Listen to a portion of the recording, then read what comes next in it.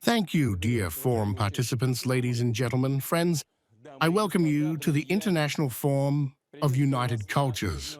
We are sincerely pleased to once again host, in Russia, representatives of the arts and education from various countries around the world. I am confident that your professional dialogue, free from stereotypes and bias, will foster the expansion of cooperation and joint efforts among states and peoples. It will embody the motto of this year's forum: return to culture, new opportunities, in vibrant, sought-after modern projects.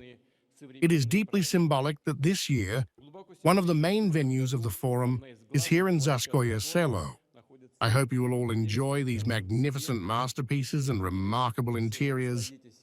The splendor of the Catherine Palace and its park ensembles was born from the harmony of diverse cultural traditions, embodying the ability of peoples to unite through ideas and create works of art together across generations. This serves as a vivid testament to the unifying and creative power of culture.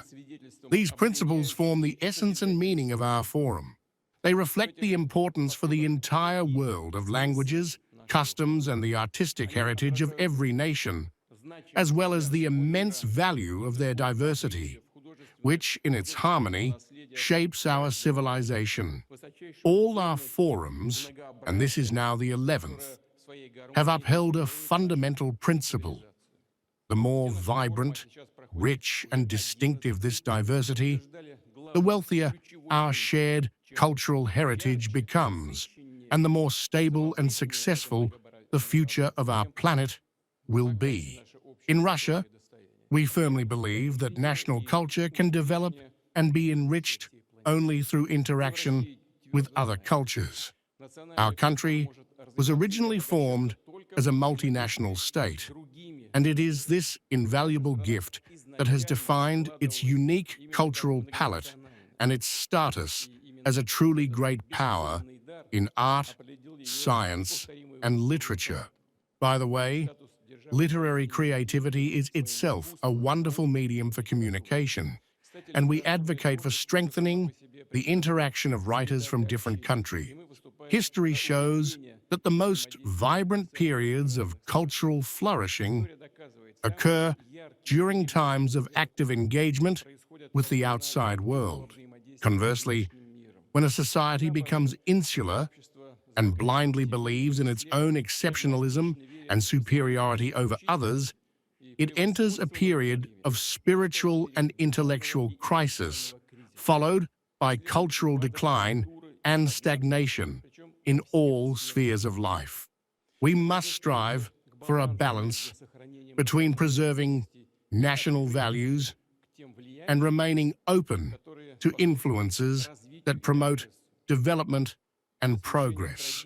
The blending of traditions and techniques often creates masterpieces of global significance, and personal contacts help artists, writers, and musicians find unconventional ways to realize their talents, stimulating creative thinking and the emergence of new directions. The dialogue of cultures takes on particular importance today amid the rapid development of technologies, including artificial intelligence. These technologies make the world increasingly interconnected, opening up tremendous opportunities for bold experiments and innovation, including, of course, in culture. At the same time, our shared task is to avoid the risks and negative social consequences, particularly the erosion or devaluation of the values of freedom and human rights, ethical and moral norms, and the loss of national distinctiveness and cultural diversity, without which global harmony is impossible. It is clear that technologies accelerate the spread of ideas. Artificial intelligence, for example, analyzes vast amounts of data and predicts trends. However, I believe that original solutions capable of leading to breakthroughs in science, art, and society can only come from human inspiration and genius, true masters and creators, and of course, from the interaction and mutual trust of representatives of different cultures. Humanity must navigate this new reality while preserving the roots that anchor us.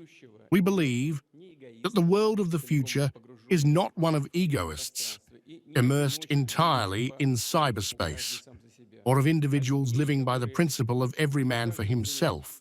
Instead, it is a world of people who still value love and friendship, cherish their loved ones, understand their inseparable connection to society, and take responsibility for it.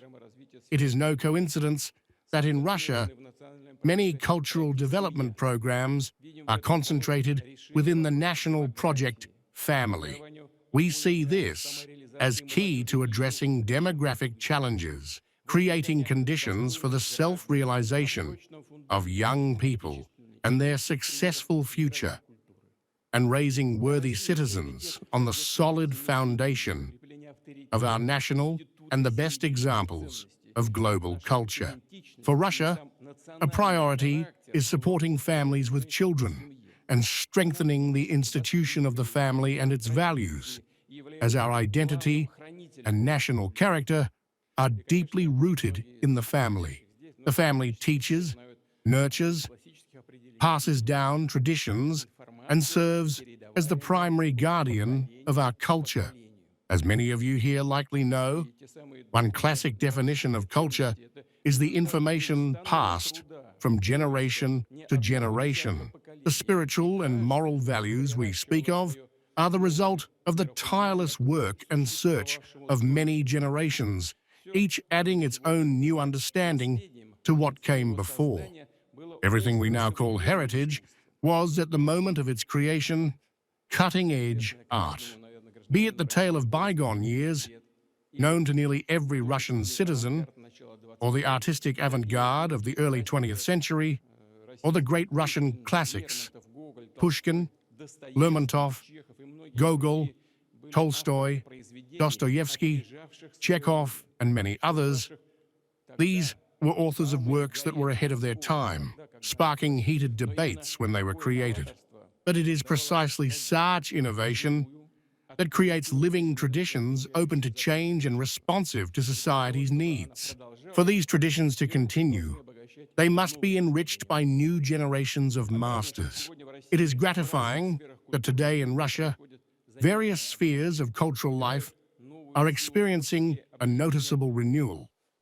Creative associations and unions, including the Writers' Union of Russia, are gaining new strength, bringing together bright representatives of the literary community. Young creators are taking the helm of leading theaters, musical groups, and artistic collectives, a positive phenomenon reflecting healthy processes of continuity. The emergence of new names in literature, cinema, and the visual arts is supported by our state policies. In Russia, legislative measures have been established to comprehensively support young people, promote their right to freedom in all forms of creativity, and assist in unlocking their talents and furthering their professional growth. Accessible and high-quality education for gifted children is provided by Russia's unparalleled system of continuous creative education, including specialized schools, colleges, and higher education institutions. We hold numerous festivals and competitions annually for young actors, artists, musicians, and dancers. Support for promising initiatives by professionals is provided through awards, grants, and scholarships. Significant attention is devoted to developing regional cultural centers. This enables us to discover and nurture talents even in small towns and villages, ensuring equal opportunities for gifted youth and all residents of our country. Of course, much remains to be done, especially in smaller towns and rural areas. But this trend is gaining momentum, and we will continue to support it. We are opening new theaters, concert halls, cultural centers, galleries, and centers for folk art, traditional crafts, and trades in the regions. We restore and preserve cultural and historical heritage sites and create conditions for the participation of citizens, public organizations, philanthropists, and businesses in such projects. I would like to thank the business community for their involvement. We hope that our successful cultural practices can be of use to our friends in other countries, and we are, of course, ready to share this experience with all our partners. Together with them, we aim to enrich the global cultural space with vibrant events. One such event I would like to highlight today. Dear friends, we are grateful to our like-minded partners who supported Russia's initiative to revive the international music competition, Intervision.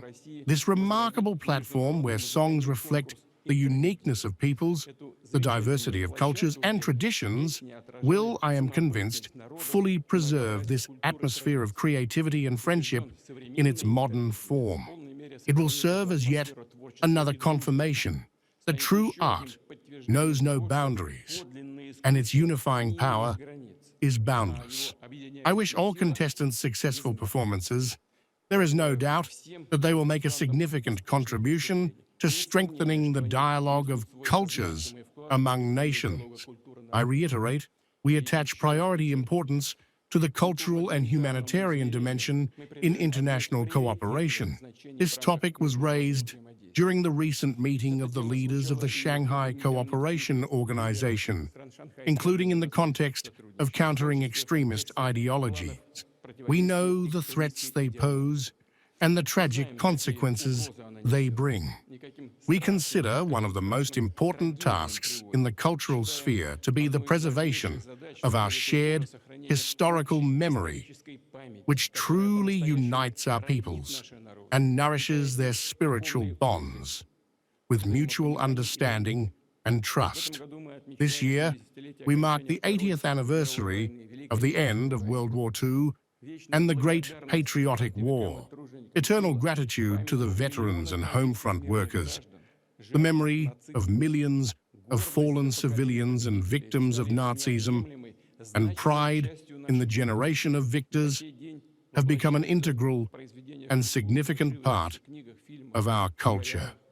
They continue to be embodied in works of art, paintings, books, films, and memorials, fostering in young people a sense of responsibility for their country and the security of the global community. I am convinced that the role of culture in international cooperation, in countering neo-Nazism, Russophobia, anti-Semitism, and all forms of racism, national and religious intolerance must continue to grow. Here, we primarily rely on your support, on the assistance of cultural figures, and on specific initiatives that can enrich our shared humanitarian space. I know that the forum's program includes many professional discussions and creative meetings. We will strive to take your ideas and proposals into account in our work with partners in all the international organizations where we are actively involved. This includes the SCO, which I mentioned, BRICS, and other international structures. I emphasize once again, our task in the modern world is to unite efforts to preserve the uniqueness and diversity of cultures, traditions, and worldviews, to move forward and support innovation. Together, we must create true art that elevates creation and brings out the best qualities in the human soul.